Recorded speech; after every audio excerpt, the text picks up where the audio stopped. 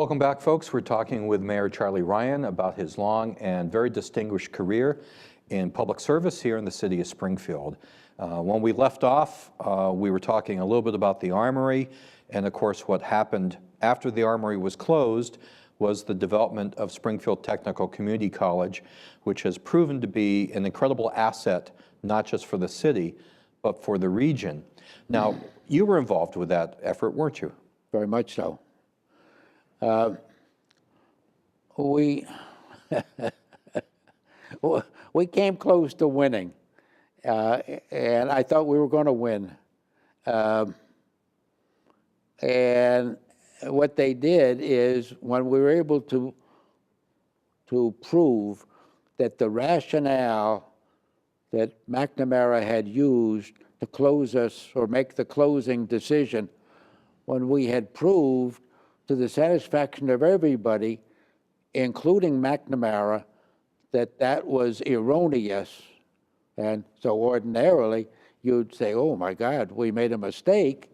Well, what he did then, when it came to that point, and it evolved over a year and a half, and I should mention that from an appeal point of view, I always considered that our leader was a man who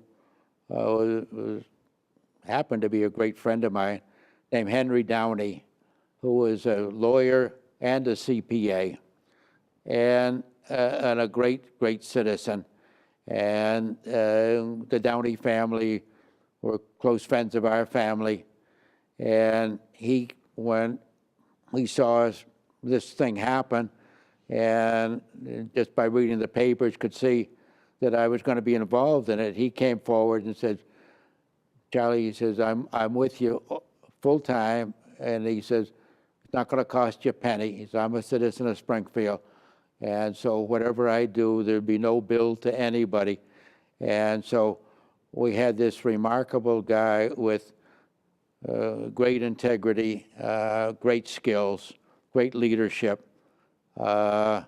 who took a very complex problem and was able to analyze it and not only satisfy himself what the right reason was, but then convince everybody else. And so that all went for naught when McNamara decided that he would then change the criteria as to whether or not to have it. And the criteria was changed, and the first bullet point was that we will not have an arsenal system anymore. So in other words, instead of it being Springfield doing something wrong, they made a profound thing that since the days of George Washington and down through everything in the Civil War, where we had not only the Springfield Army, we had 5 or 6 different arsenals in different parts of the military procurement and manufacturing way, building different things, that he then jettisoned the arsenal system. Well, under those conditions, well, naturally, the decision was to close us. So that was pathetic and par for the course. But when we got to that point where they had to do that, and we were in front of Senate hearing committees. Senator Stennis of Mississippi was the chairman of one of these committees, and we were there telling our stories and everything, that I could see it happen. And so I talked to Tony Schiavelli, who at that time was the House chairman here in Massachusetts of Ways and Means. And as you know, Mike, that's an important, powerful position in any legislature. And Tony was a smart guy, he loved Springfield, and was a very effective member of the delegation. And I told him that I wanted to go with him to meet with John Volpe, who was our governor, and really one of my all-time favorites. I always thought Volpe was an extraordinary man. He was an Italian immigrant. He was he had a big construction company. He was the guy who ran it. He was a wonderful man, and he served as governor for at least 2 terms here. And I was lucky he was the right guy. And I went to him and I said, you know, I think we're going to lose this thing.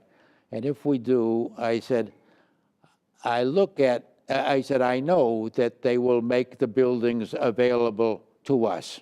In other words, we can have them. We can, you know, run a museum there, or we can put a furniture store. We can do whatever we want.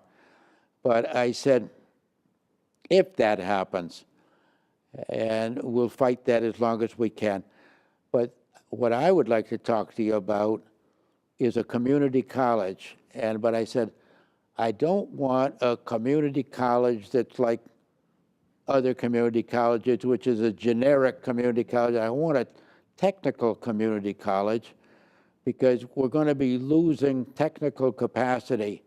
And I said, for what it's worth, I'd like to have the emphasis in our community college technical. And I said, I just think that's the direction we should be heading in. You, the state, have enormous resources. I'm talking the long 100-year future. And what do you think of that? And he says, I love it. Because that was his background. That's his background. Right. Building things, making things, creating jobs. And so it was that easy. And so with Tony, so far as having legislative approval, and the governor who's, you know, who chief executive means exactly that, on board so easily and so beautifully. And then we also had, at that time, I formed a Blue Ribbon Committee. Leland Combach, the CEO of Mass Mutual, chaired that for us and everything. So we had everybody going in the same direction.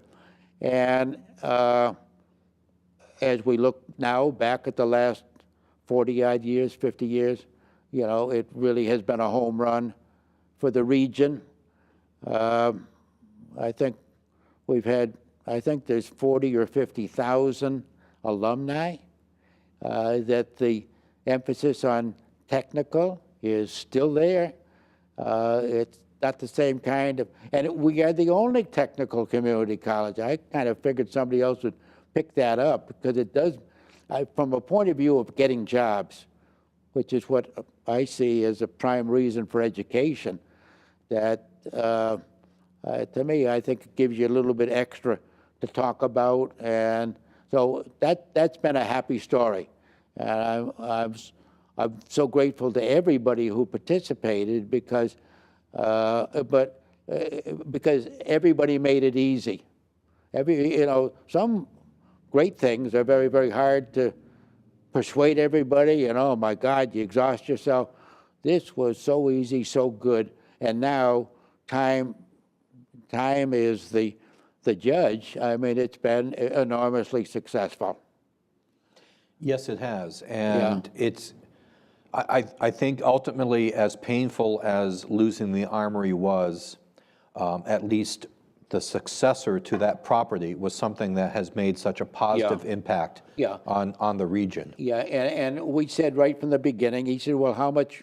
Well, I said, it's like a New England campus. You know, you look at those brick buildings, you look at the big, beautiful green grass thing in the middle. I mean, you know, well, what more could you want? And he said, well, do you want the whole thing? And so, no, we said, look, at across the street, I said, why don't we try and get some, and we had General Electric in there for a while, making weapons and everything like that. And that kind of petered out after a 5 or 7 year period.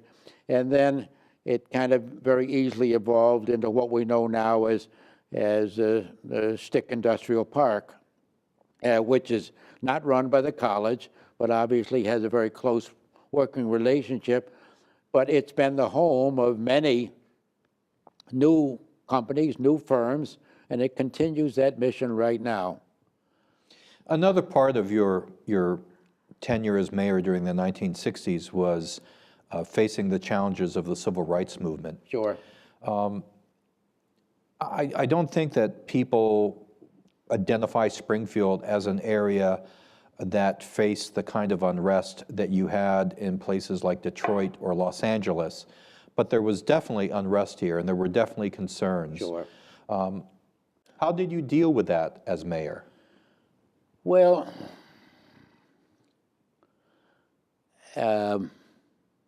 it was clear that as we get into the 60s, that the whole country was coming to a climax, and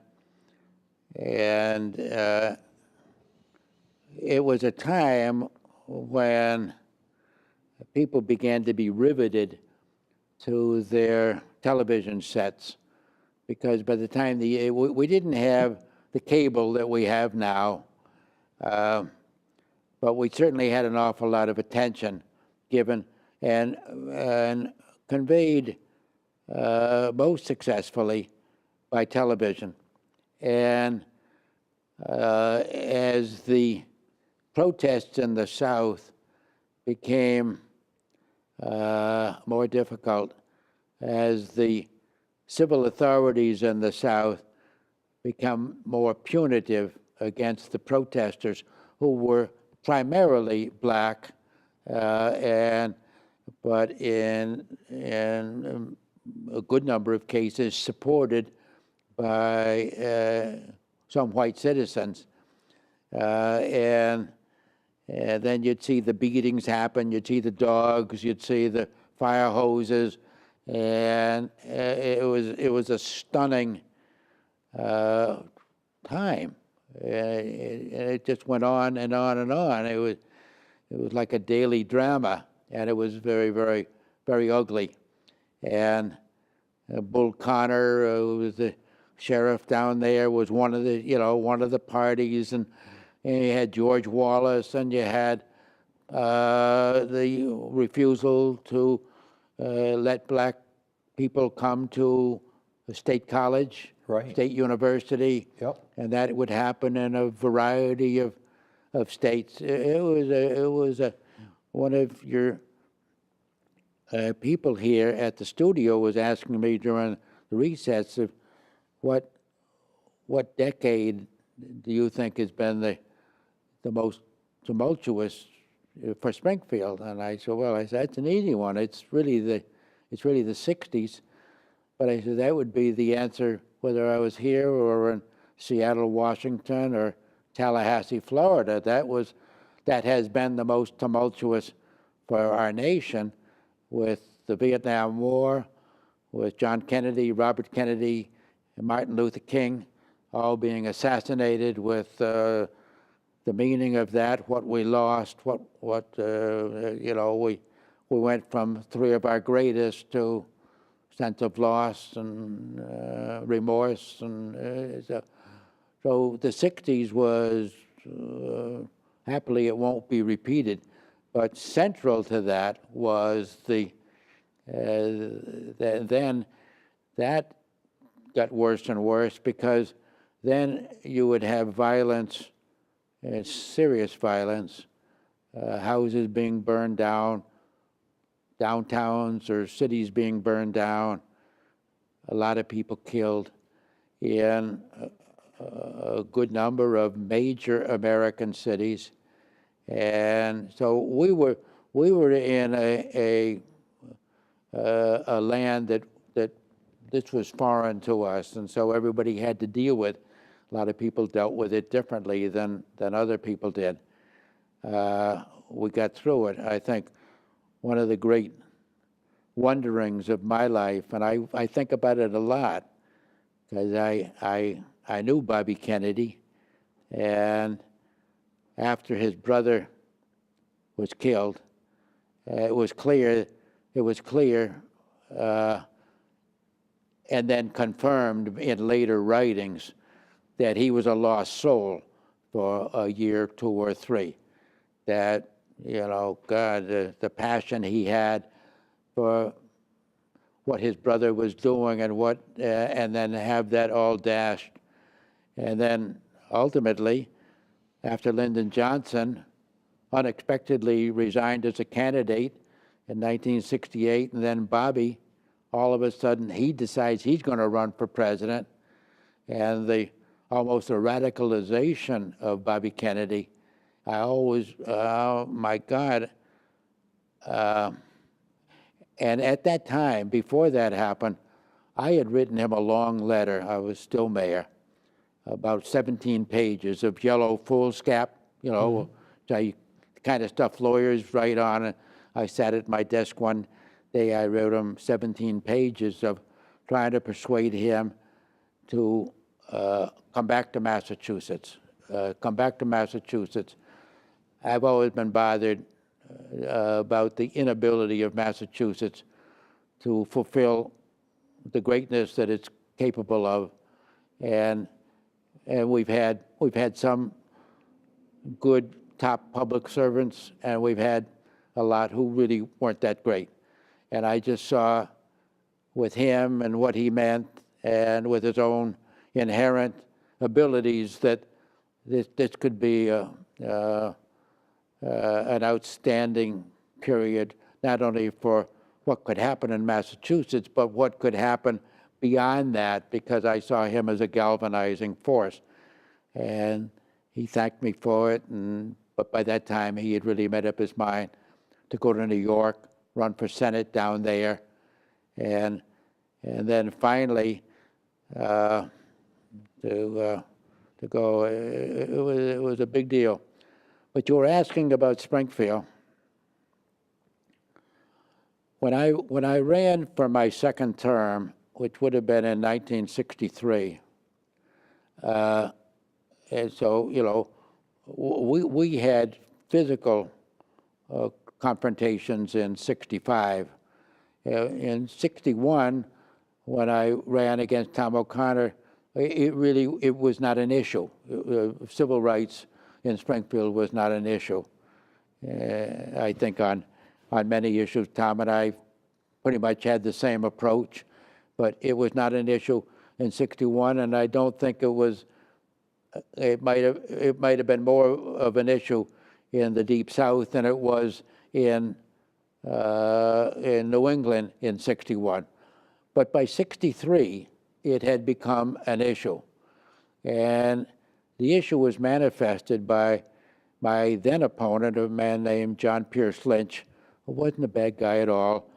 He'd former state rep, and then he was a register of deeds here in Hampden County for 10, 15 years. And much to everybody's surprise, midway through the campaign, and by this time I'm not a young kid running against an incumbent, I'm the incumbent, and it's a different picture. Sure. And support I didn't have because O'Connor was the incumbent, all of a sudden became mine in this new campaign. And so John Pierce was, you know, trying to find his way of succeeding.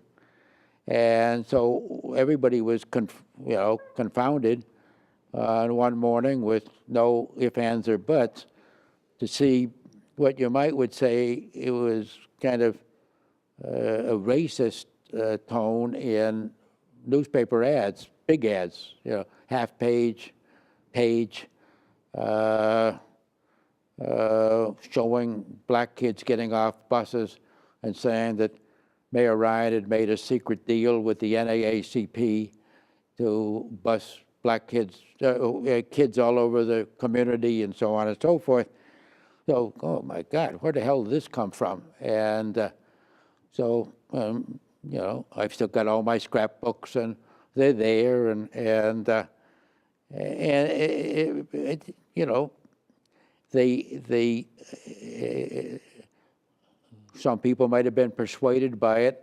I think my feeling was I didn't know what it meant. I didn't know whether people could be seduced by that kind of a message, because we had never, I mean, you know, it wasn't something we tried 2 years or 4 or 8 years. This was a brand new deal. Right. And it kept up. This became the message.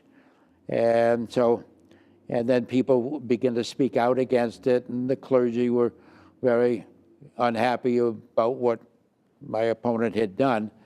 And then, so in the 1963 election, I got a very, very strong vote from the community in general, and also, which wouldn't surprise you, from the black community. So that went through. So, and we continued on, and we had a lot of things we were doing. I had some very, very fine people who, I mean, we knew that these were stormy days that were coming, and throughout the country, and nobody had any control over it. It just kind of happened here or happened there.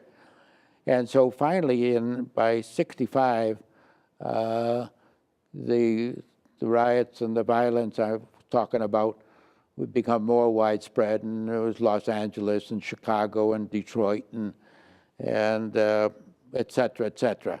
Real bad stuff. And then in the middle of all that, Selma, Alabama happened. And you remember several people were murdered in Selma, and that got enormous. Yeah. And sometime in, I think, July, it was on a weekend, it was a bar up near the Water Shops Armory. Mm-hmm. And I was out of town with my wife and children. We had a house for a week or two at the beach, and I'd go down there on the weekend, and Joan and the kids would be there during the week. But when I came back on Monday morning, I found out that there had been a fight there Saturday night, and that the police were called. The police arrested 7 or 8 of the patrons. The claim was made that there was police brutality, and which was denied by the police. And by the time I got back on Monday morning, there was pickets on front steps of City Hall. And so, you know, and now the pickets, I knew all the pickets, they're friends of mine. But, you know, then one of the demands was that I summarily fire everybody that was alleged to have done something wrong. And I tried to point out that I didn't have any such power. You know, to fire people, you've got to have power, and these are civil service jobs. There's got to be something wrong, and there's got to be a finder of fact, and so on and so forth. So we started a time of kind of daily picketing, and I would go down, I'd meet with them, and at the end of the day, when they were quitting for the day, they'd sing "We Shall Overcome," and I'd stand there with them and join hands, and we'd all sing "We Shall Overcome." And I'm not sure what that was all about, but I mean, I was very concerned that nobody get hurt. Nobody get hurt. Right. That there's always a few people who don't care.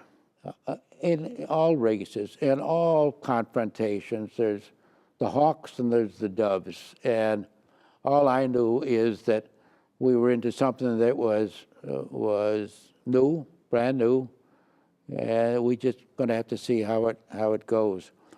And finally, within a week of the Selma thing, I believe it was that close, there were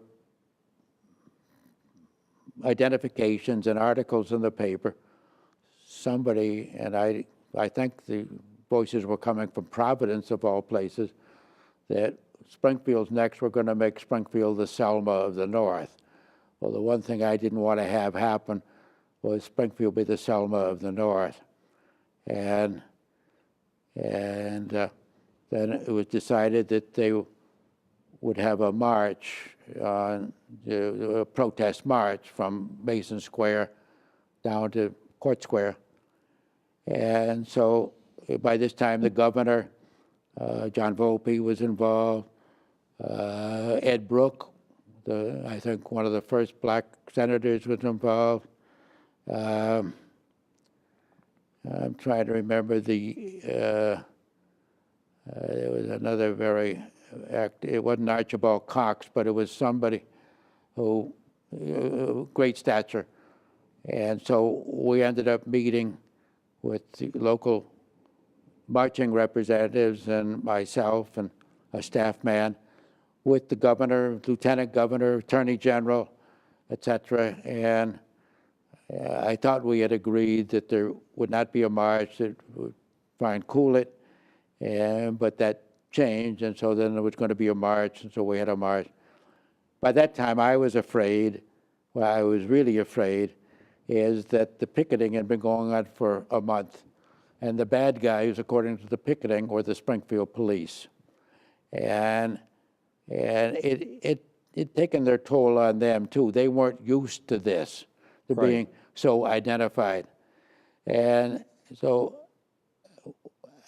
I wasn't rooting for anybody. I was rooting for peace. And I didn't want anybody to get hurt. And when you have something that can happen by somebody who is thinking maybe not clearly or irresponsibly, it can be either color, either side of the line. And for that reason, I wanted a different enforcer or representative of law and order than the Springfield police. In other words, the allegations against them made them part of the problem. That hadn't been decided yet. Right. And so I called Governor Volpe and told him that I would appreciate it if he would give us the National Guard for that day to line the route of march, starting with, from Mason Square to Court Square. And he was very quick to accede and said he'd be glad to do it. And I figured that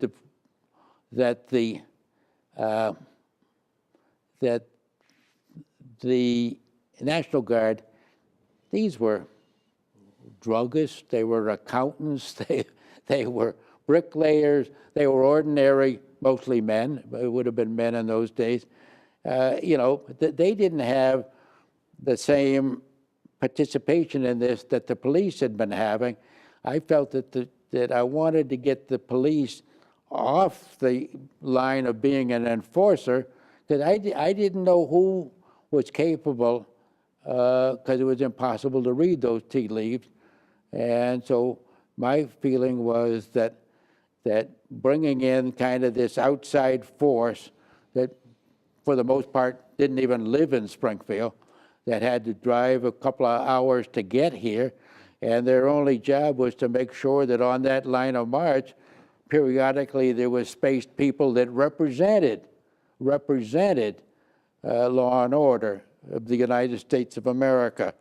And so that happened, and I remember I went down late in the march and just kind of stood over by City Hall and watched it unveil, and there were protest speeches and everything was fine, and everybody was great. I'm gonna tell you, the protesters were great. Everything was appropriate, and it was all over in an hour and a half, and everybody went home. Mm-hmm. I think there was, in the whole thing, we'll make this the Selma of the North, I think there were 2 storefronts burned on State Street in the 4 or 5 days. I think that was it. Nobody got shot, nobody got hurt, but the march lanced the boil, okay? And I was grateful for the blessing of all these good people coming together. We all have our rights. One of them is the right to protest, the right to march. As far as I was concerned, that was something that had to be protected, and there was no way of saying no. You can't say no. I mean, this is something people grieved about and concerned about, and so we went ahead and did it. That really, from that point on, we didn't really, there was no more. I mean, and it worked, and you know, then as the years went along and we had the issues of busing in our school system, and that was a 2, 3, 4 year period, and it was Bill Sullivan who came after Frank Friedman. That finally happened probably 5, 6, or 7 years after I was out of office. And then when Billy did it, first of all, Frank Friedman was an outstanding guy, went on to be a very admired federal judge. Billy Sullivan had a great disposition. He loved people, people loved him. And he was a good man. And when it came time, the first day of riding the buses, Billy was on the first bus, and so I think we got through the whole thing.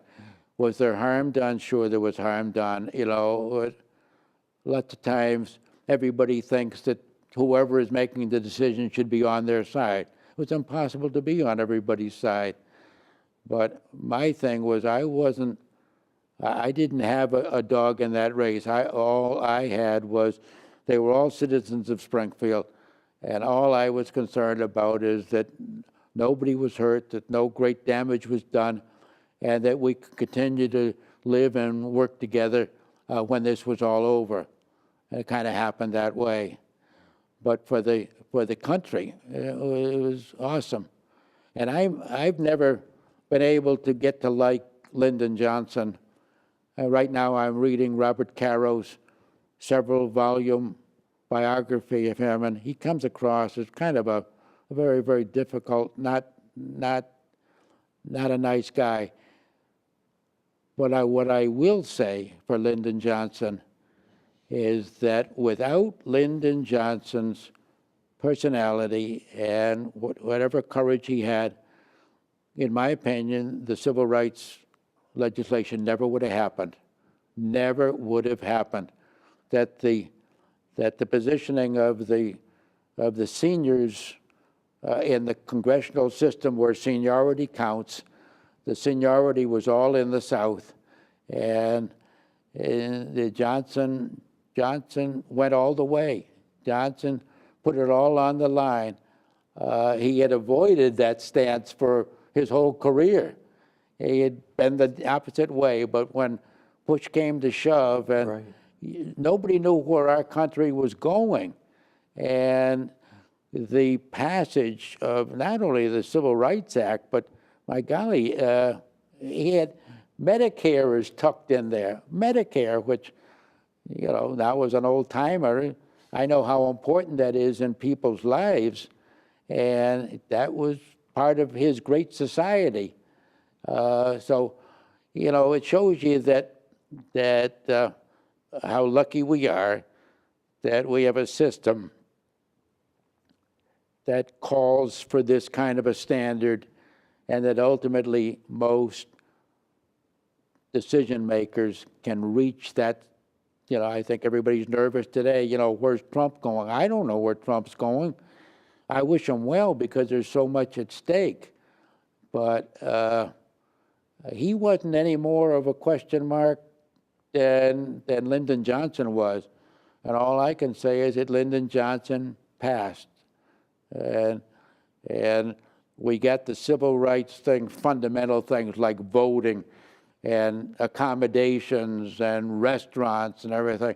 You know, it's just disgusting to think of this, and this has been going on, you know, ever since the Civil War ended.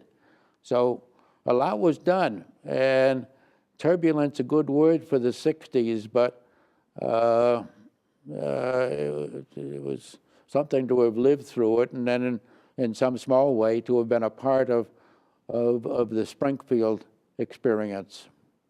We're going to take a break right now, Charlie. Okay, great. When we get back, you've mentioned Bobby Kennedy. Yeah. I'd like to talk to you a little bit about the Kennedy's family's impact on Springfield through the president, Senator Kennedy, and of course, Senator Robert Kennedy. We'll be back in just a moment, folks.